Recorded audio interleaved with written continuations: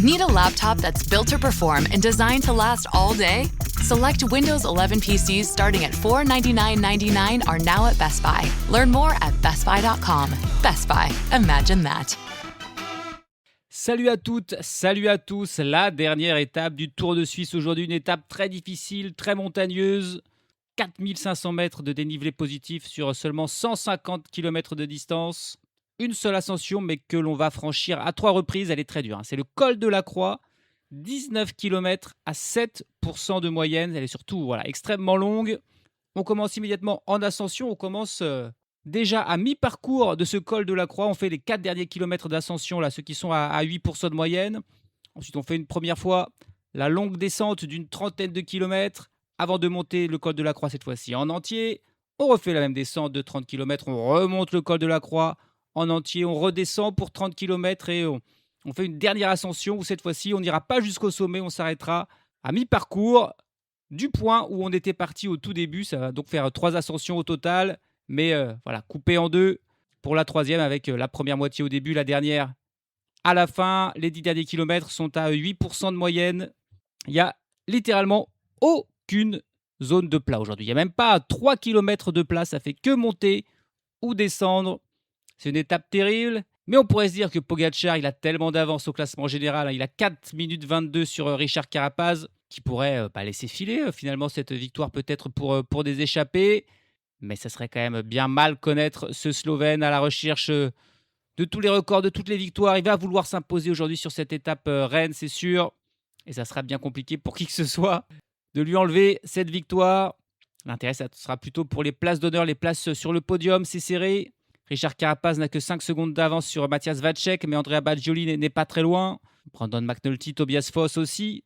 Mais les bons grimpeurs Van Wilder, Kelderman, Roglic, Richie Tello auront aussi leur mot à dire aujourd'hui pour tenter de gagner des places au classement. De toute façon, c'est tellement dur aujourd'hui qu'on peut largement gagner ou perdre 5 minutes en fonction de si on est dans un bon jour ou non. On verra comment ça se passera pour les échappées. Est-ce qu'une échappée de costaud va réussir à partir, inquiéter le peloton? Un peloton où il y aura très certainement uniquement la Team Emirates qui va gérer l'écart. Mais en vrai, la question, c'est pas si Tadej Pogačar va gagner ou s'il va attaquer, mais quand est-ce qu'il va attaquer dans la première, dans la deuxième, la troisième montée ou attendre la toute fin? C'est un peu aussi ça le seul maigre suspense du jour. Chute de Bellocchi juste devant Armstrong qui est parti dans le terrain. Et attaque de Pierre Rolland. Voilà ce que nous disons depuis le début de ce Tour de France. Une chute terrible. Christopher Froome à pied. Mais quelle image du Tour. On n'a jamais vu ça. 100% cyclisme, le podcast du vélo en direct. Ça va Marion? Désolé. On est parti, le kilomètre 0 de cette étape de 150 km donc. Sans surprise, on a plusieurs coureurs qui n'ont pas pris le départ. Julien Alaphilippe pour la Tudor, Alex Segertz pour la Bahrain Victorious, Mathieu Brennan pour la Visma Lease Bike, Lucas Hamilton pour la Net Company Ineos et Sjord Bax pour la Pinarello Q36.5. Je ne suis pas convaincu qu'ils soient tous blessés ou malades, mais probablement pas forcément très motivés à l'idée d'affronter cette journée terrible sans la moindre chance de victoire pour eux. 5 non partants donc pour cette course qui commence immédiatement dans le col de la Croix. C'est que dans le col de la Croix, il y a un tout petit replat de 1 ou 2 km. C'est ici que l'on commence. Et puis ensuite, ça sera les 4 km à 9%. Le premier col, classé en catégorie 2. Par contre, les 2 prochaines ascensions du col de la Croix, ça sera hors catégorie. Et là, il y aura donc beaucoup de points à prendre au classement de la montagne. 20 points à chaque fois. Sachant que l'actuel leader, Louis Vervac, en a 18. N'importe qui peut encore espérer remporter ce maillot de meilleur grimpeur, même si on a pour l'instant pris 0 points dans la course. Et le peloton qui est déjà mené par la Team Emirates dans cette ascension qui mène un train assez soutenu. On a déjà des coureurs lâchés, mais on a aussi des coureurs qui attaquent là au sommet. Déjà pour prendre les points de la montagne avec Louis Vervac. Il est accompagné par Bauke Mollema pour la Lidl Trek. On l'aura beaucoup vu, Bauke Mollema, sur ce Tour de Suisse. On a aussi Maro Schmidt qui est là pour la Jacko Alula, accompagné de Paul Dobel. On a Lenny Martinez pour la Bahrain Victorious. Lui, c'est l'inverse, on ne l'aura pas du tout vu. Est-ce que ça sera son jour à Martinez? Il a largement du retard au classement général, donc il pourrait avoir un petit peu de champ libre. Voilà, 5 coureurs qui ont pris un tout petit peu d'avance sur le peloton, mené par la Team Emirates. Louis Vervac qui passe en tête au passage donc de ce col de la Croix. Désormais, on va plonger dans la descente pendant 30 km et puis ça sera la première ascension intégrale du col de la Croix. Voilà, on a quelques coureurs dans la descente qui en ont profité pour sortir du peloton, rejoindre la tête de la course, le peloton qui a pris moins de risques, on va dire, que les échappés. Et du coup, on a un groupe de 11 coureurs à l'avant qui ont 1 minute et 30 secondes d'avance sur le peloton. Ils ont creusé un petit peu donc dans cette descente. Parmi ces 11 coureurs, on retrouve les 5 coureurs là, qui avaient attaqué au sommet. Louis Vervac, Mauro Schmid, Paul Debol, Bauke Mollema et Lenny Martinez. Mais ils ont été rejoints par Afonso Lalio, équipier de Martinez du côté de la Bahrain Victorious. Andrew Auguste pour la Net Company Ineos. Nairo Quintana qui est là pour la Movistar. Finn Fischer-Black pour la Red Bull Bora-Hansgrohe. On a aussi Mattia Gaffouri pour la Picnic Postenel et Bart Lehman pour la Visma Lease a Bike. Voilà les 11 coureurs. 11 coureurs qui ont plutôt un profil évidemment de grimpeurs. Au vu de l'étape du jour, c'est fort logique. Ils ont pris un petit peu d'avance sur le peloton. Ils accélèrent dans la descente. Ils savent que dans les montées, ils vont plutôt avoir tendance à perdre du temps parce que c'est la Team Emirates qui va rouler fort. Donc dans la descente, il faut faire l'effort pour creuser, avoir le plus d'avance possible. Les 11 hommes de tête qui attaquent l'ascension du col de la Croix, donc à 7% de moyenne, mais sur 19 km, c'est interminable. Col hors catégorie, 20 points à prendre au sommet. Louis Vervac, là, il est dans le bon coup. S'il passait au sommet, qu'il prenait les 20 points, au vu des 6 points qu'il a pris déjà tout à l'heure, il pourrait très certainement remporter ce maillot de meilleur grimpeur. Une des rares choses qui échapperait alors à Tadej Pogačar. Les 11 coureurs ont bien travaillé. Ils ont à peu près 2 minutes d'avance sur le peloton mené par la Team Emirates. On va voir désormais s'ils seront capables de résister dans cette longue ascension. Le premier passage là sur la ligne d'arrivée pour les coureurs. On a fait 50 km de course. Il en reste encore 100. On va faire encore 2 fois ce circuit. Exactement le même. Ils sont à mi-ascension du col de la Croix. Il en reste encore bien 7-8 km à gravir. Les 11 hommes de tête ont toujours à peu près 2 minutes d'avance. 1 minute 50 là sur le peloton. Ça travaille bien. Même si c'est un petit peu dur là pour Mattia Gaffouri, l'Italien de la Picnic Postenel, qui est en train un petit peu de lâcher prise dans ce groupe de tête. Parmi les échappés, c'est Andrew Auguste, le mieux classé au classement général. Il a 7 minutes et 36 secondes de retard sur Tadej Pogačar. Il est 14e du classement général. C'est-à-dire qu'il n'a que 3 minutes de retard en gros sur Richard Carapaz qui est 2e. Donc on peut se dire à 7 minutes 36, il est loin. Oui, il est loin du premier. Mais par contre, pour ceux qui se battent pour le place du podium, c'est un danger cet Andrew Auguste. Bart Lehman qui est à 8 minutes 5 et Mattia Gaffouri qui est à 8 minutes 38 sont aussi pas trop mal classés. Louis Vervac qui va faire la bonne affaire, qui va passer en tête là du col de la Croix. Il devance Bauke Mollema aussi, qui a déjà des points dans ce classement et qui fait l'effort, mais qui va passer en 2e position. Ça sent bon, désormais pour Louis Vervac, il a 44 points. Son premier poursuivant, Bauke Mollema, en a 18. Même s'il restera encore 20 points au sommet du col de la Croix et puis qu'il y aura bien sûr encore des points à l'arrivée. Faut qu'il bataille jusqu'au bout, mais il l'aura mérité. Son maillot de meilleur grimpeur final, Louis Vervac. Le sommet donc pour les 10 coureurs de tête, parce que Mattia Gaffouri a beau être parvenu à rentrer, finalement, c'est Afonso Lalio qui maintenant est légèrement distancé. Une vingtaine de secondes derrière la tête de la course. Le peloton lui pointait à 1 minute 40. On va donc de nouveau retourner dans la descente. 30 km de descente et puis on remonte le col de la Croix.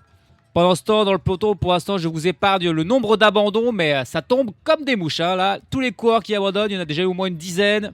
Et il y en aura probablement beaucoup d'autres. Le train de la Team Emirates est très soutenu. Il y a déjà plus grand monde dans le peloton et pas mal de coureurs lâchés. Voilà, n'insistent pas, ils abandonnent. Ils n'ont pas envie de refranchir une seconde et une troisième fois ce col de la Croix. Beaucoup d'abandons pour l'instant.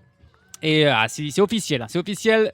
Après avoir fait les calculs, Louis Vervac, s'il termine la course, remportera ce maillot de meilleur grimpeur. C'est tout bon pour lui. Là, il a bien bossé et il le mérite. On est à 80 km tout pile de l'arrivée désormais, toujours dans cette descente. Les échappés qui sont de nouveau 11. Afonso Lalio qui est revenu là dans la descente. 11 coureurs à l'avant. 1 minute et 50 secondes d'avance sur le peloton. L'écart qui est stable quand même depuis qu'ils sont partis. On a donc le temps de s'intéresser à un de ceux-ci. Et voilà, on a fait Bauke Mollema il y a quelques jours pour ce qui est la dernière saison de sa carrière. C'est aussi la dernière saison, c'est bientôt la retraite pour la légende colombienne Nairo Quintana. 36 ans, le coureur de la Movistar qui avait commencé d'abord dans des petits clubs colombiens avant de rejoindre la Movistar. C'était en 2012. Il y est resté 8 ans. Puis il a rejoint la Team Arkea Samsic où, on va pas se mentir, ça s'est pas très bien passé. Avec en plus, on va dire des petites polémiques du côté de Nairo Quintana, la Team Arkea Samsic. Il a passé une saison 2023 suspendue avant de pouvoir recourir à nouveau. Et la Movistar lui a refait confiance. Il a signé un contrat en 2024. Il est de nouveau donc depuis 3 ans et il va prendre sa retraite. Nairo Quintana, coureur très important. 53 victoires en carrière. Et bien sûr des très belles. Puisqu'il a remporté le Giro en 2014 devant Rigoberto Urán et Fabio Aru. Et il a aussi remporté la Vuelta. C'était en 2016. Là, il devançait Christopher Froome et Esteban Chavez. Il lui manque bien sûr une victoire sur le Tour de France. Il a fait 2 fois deuxième en 2013 et en 2015. Devancé à chaque fois par Christopher Froome. Pas passé loin d'une victoire sur les 3 grands tours, mais ça sera plus possible pour Nairo Quintana, qui compte par contre 3 victoires d'étape sur le Tour de France. Il compte aussi 3 victoires d'étape sur le Giro et 2 sur la Vuelta. Il a remporté bien sûr des victoires d'étape. Voilà, sur les 3 grands tours, il a remporté aussi au niveau World Tour une étape sur le Critérium du Dauphiné, le classement général du Tour du Pays Basque en 2013, ainsi qu'une étape, tout comme sur le Tour de Catalogne, le classement général de Tirreno Adriatico en 2015, le classement général du Tour de Romandie en 2016, là encore avec des victoires d'étape. Il a remporté encore Tirreno Adriatico en 2017 avec une nouvelle fois une victoire d'étape. Sur ce Tour de Suisse, il avait remporté une étape en 2018. Il a aussi remporté une étape sur Paris-Nice en 2020. C'est sa dernière victoire au niveau World Tour. Il a encore remporté quelques autres étapes, notamment le Tour des Alpes-Maritimes et du Var en 2022.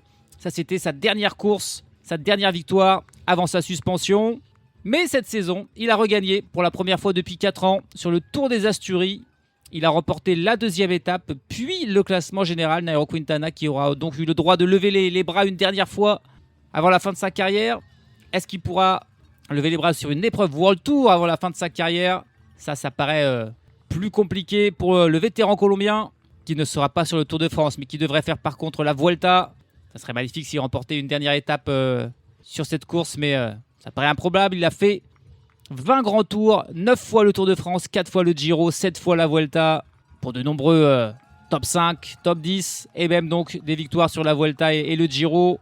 Il a aussi fait quelques monuments, notamment Liège-Bastogne-Liège à 2 reprises et le Tour de Lombardie à 6 reprises, les monuments bien sûr les plus montagneux.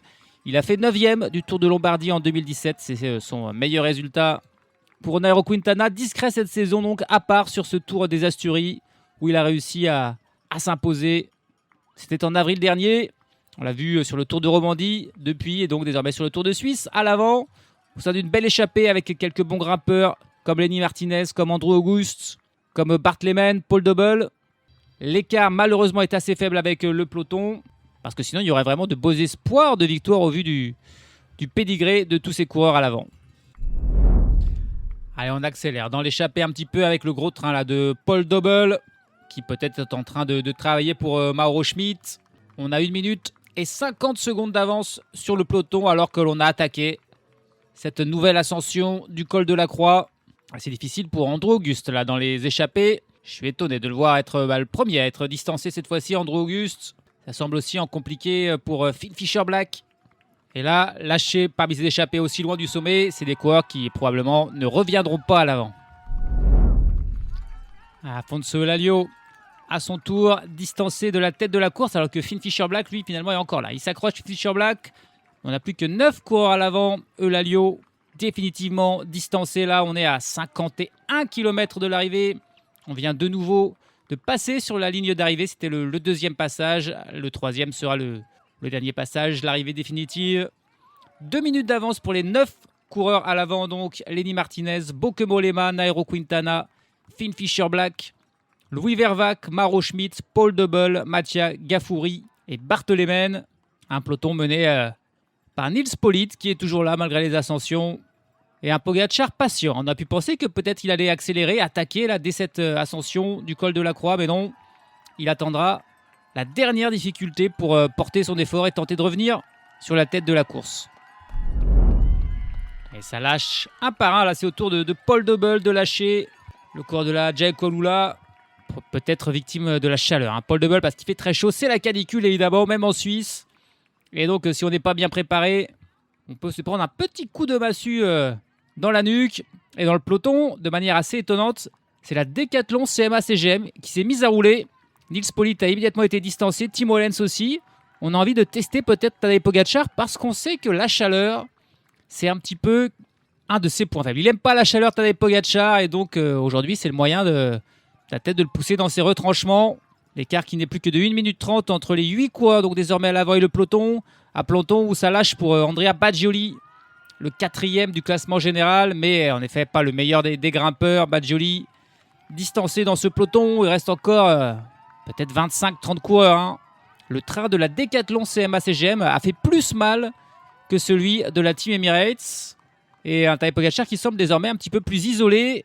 Il a encore McNulty et Narvaez avec lui, mais eux aussi semblent dans le dur. Et l'accélération là, de Lenny Martinez, juste au moment d'arriver au sommet là, pour faire la bascule, il va passer en tête. En fait, il a attaqué pour passer au sommet. C'est pas pour prendre les points de la montagne, c'est pour être le premier à passer ici. Et ici, cette deuxième ascension du col de la Croix, c'est en fait le souvenir Gino Mader, ancien coureur bien sûr de la Bahreïn Victorious. Et c'est certainement pour lui rendre hommage. Voilà que Martinez passe en tête de ce col de la Croix. On est désormais à 43 km de l'arrivée. On va plonger dans la descente pour plus de 30 km. 8 coureurs à l'avant qui n'ont plus que 1 minute et 25 secondes d'avance sur le peloton. Le très gros train mis par la Decathlon CMA-CGM, l'équipe de Matteo Recitello, qui veut faire mal. Il veut permettre à son coureur américain, seulement 10e du général pour l'instant, de gagner le plus de places possible. Plus que 20 km désormais. On est dans la descente. Les 8 coureurs de tête ont 1 minute et 45 secondes d'avance. Sur le peloton, ils ont repris un petit peu de temps dans la descente. Mais bon, ça paraît pas suffisant pour résister ensuite aux attaques des favoris du classement général. Pogačar, pour l'instant, l'a pris tranquille, mais on sent bien que Matteo Recitello va tenter d'attaquer. Pogačar, Carapaz et compagnie vont devoir suivre et peut-être contrer ensuite. On verra ce que seront capables de faire ces hommes à l'avant, mais il faudra tenter dès le pied, d'accélérer pour Lenny Martinez et compagnie, pour avoir une chance de résister au retour des favoris et de l'ultra favori de Tadej Pogačar. Allez, on décide d'attaquer sur la toute petite partie plate. Là, il y a 2-3 km de transition entre la descente et la montée. C'est Bart Lehman qui met une accélération. Lenny Martinez qui réagit. Nairo Quintana qui le suit. Et les 5 autres qui se regardent un petit peu, qui sont en train de se faire avoir. C'est quand même assez absurde là, de se faire avoir sur le plat. Il n'y a personne qui a voulu faire l'effort. Finalement, Mattia Gaffouri qui, ça y est, réagit. Mais il y a déjà 5 secondes maintenant entre le trio de tête. Martinez, Quintana, Lehman qui passe à l'instant. Là, d'ailleurs, le sprint intermédiaire dont ils n'ont que faire, évidemment. Des points pour le maillot de meilleur sprinter. Ils sont là pour la victoire d'étape. Et ce sprint intermédiaire, c'est un petit peu le signal de la montée finale. Les 10 derniers kilomètres, 8% de moyenne. Et le trio à l'avant semble bien parti. Parce qu'ils ont déjà 20 secondes d'avance. Là, les 5 autres, Mollema, Fischer-Black, Vervaeke, Schmidt et Gaffouri, se regardent, se sont fait avoir assez bêtement dans une zone un petit peu anodine. Ils voulaient reprendre des forces. Ça a temporisé, ça n'a pas plu à Bart Lehman qui a attaqué. Martinez a su réagir avec Quintana dans sa roue et ça y est, ils sont partis. Le peloton lui pointait à 1 minute et 45 secondes derrière. L'écart est faible, mais attention, c'est 3 bons grimpeurs devant, Lehman, Quintana et Martinez. Et Pogačar qui y va. Pogačar qui y va dès le pied. 8 km 500 de la ligne. Richard Carapaz qui le suit.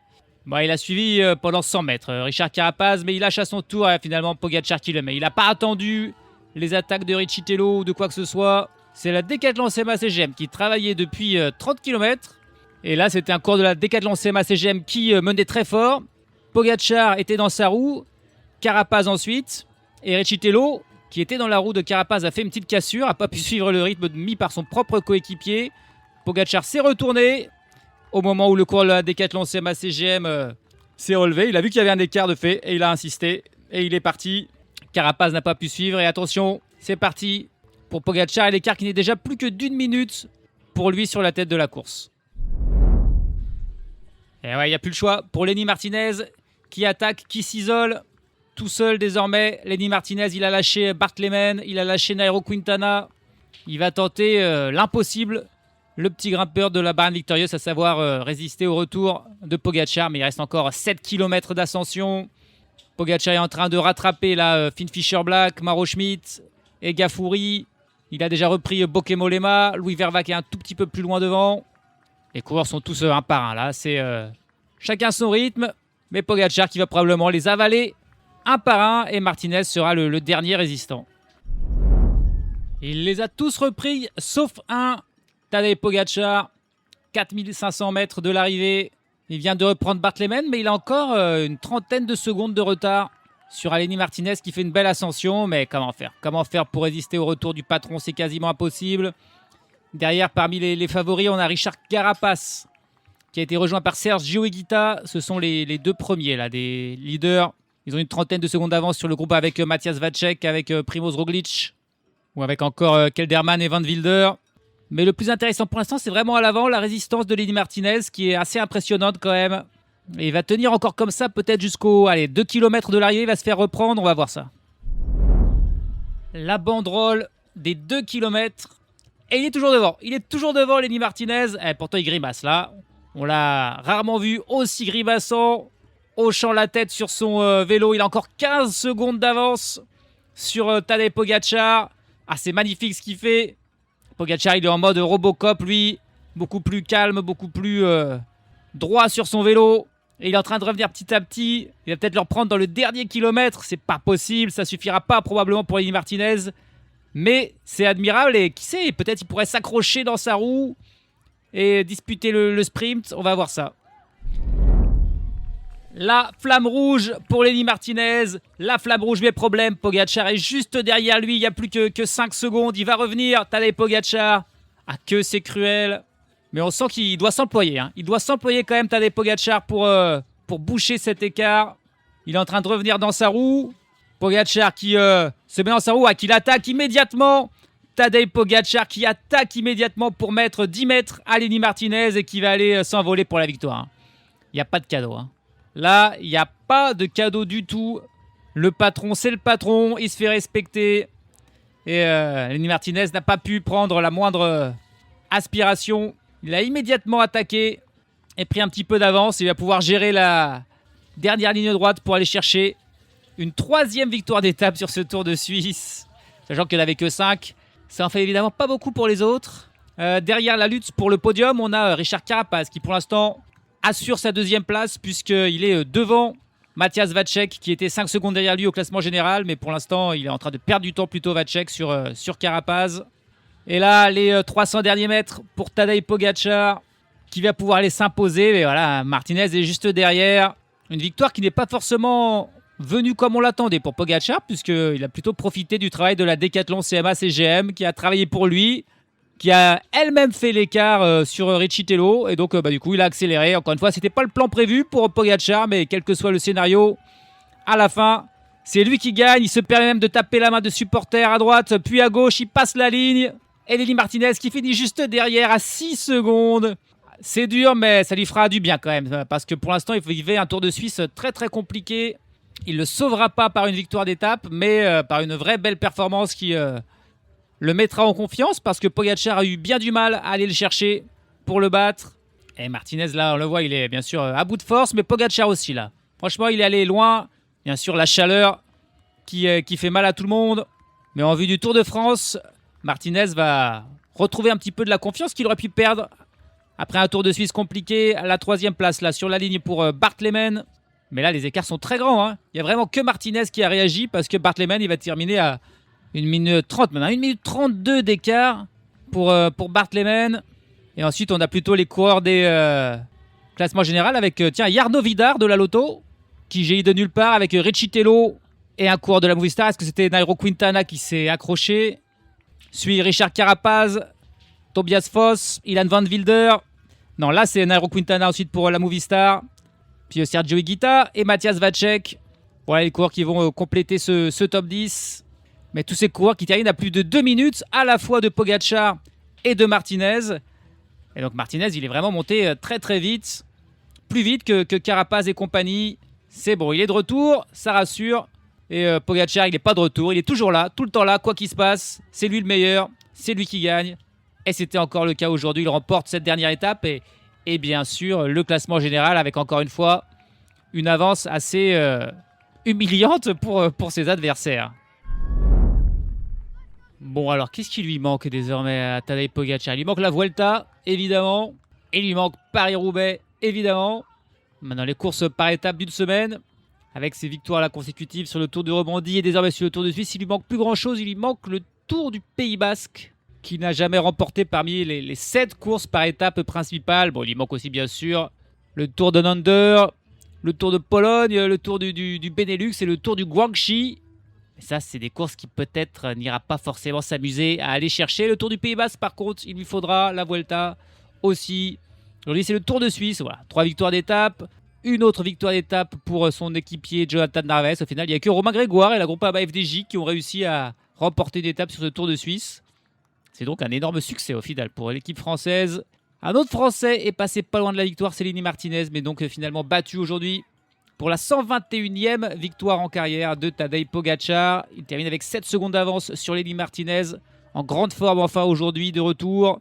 Bart Leben 3e à 1,33. Et puis Jarno Vidar, la petite pépite belge de la Lotto Intermarché, aura enfin confirmé aujourd'hui aussi. 4e à 1,53 juste devant Mathieu Recitello. Et c'était Henrik Mas bien sûr pour la Movistar qui était là. Richard Carapaz 7e à 2 minutes. Tobias Foss à 2,05. Van Wilder à 2,07. Nairo Quintana 10e à 2,12 devant Higuita et Vacek. Primoz Roglic décevant seulement 14e à 3 minutes et 9 secondes. Ouais, pour Primoz Roglic, c'est quand même le temps de la retraite a peut-être bientôt sonné. Pour lui, déception parmi les coureurs du top 10. Wilco Kelderman 20e à 3,58. Il va perdre des places. Mais c'est surtout Andrea Baggioli qui sera le grand perdant du jour. Il termine 57e à 13,26 et voilà, il était sur le podium. Il va même sortir du top 10 évidemment. 92 coureurs ont terminé, ça veut dire qu'on a eu plus de 30 abandons aujourd'hui. C'est Marco Schrettel qui a terminé en dernière position, le coureur d'Astana en compagnie de 2 autres Marco Haller et Marco Brenner. Là, un trio de Marco sans le moindre italien pour terminer cette course, un Allemand et 2 Autrichiens. Mais donc voilà, pas mal d'abandons. Julien Lafilippe, on l'a dit, était non partant. Des coureurs comme les sprinteurs de Liège, Luc Lamperti et Marine Van Den Berg, Alexei Lutsenko. Mikel Landa n'a pas terminé pour sa course de reprise. C'est pas encore ça pour Landa pour la Soudal Quick-Step. Pas sûr qu'il soit là sur le Tour de France. Paul Lapera ou Alberto Bettiol sont parmi d'autres coureurs qui ont abandonné. Le classement général, donc quand même pas mal chamboulé, à part le trio de tête. Pogačar qui s'impose avec 6 minutes et 32 secondes d'avance sur Richard Carapaz. C'est quand même énorme. Matthias Vacek 3e à 6,53. Les bonnes affaires pour Tobias Foss qui termine 4e du général devant Ilan Van Wilder. McNulty perd une place, il est désormais 6e.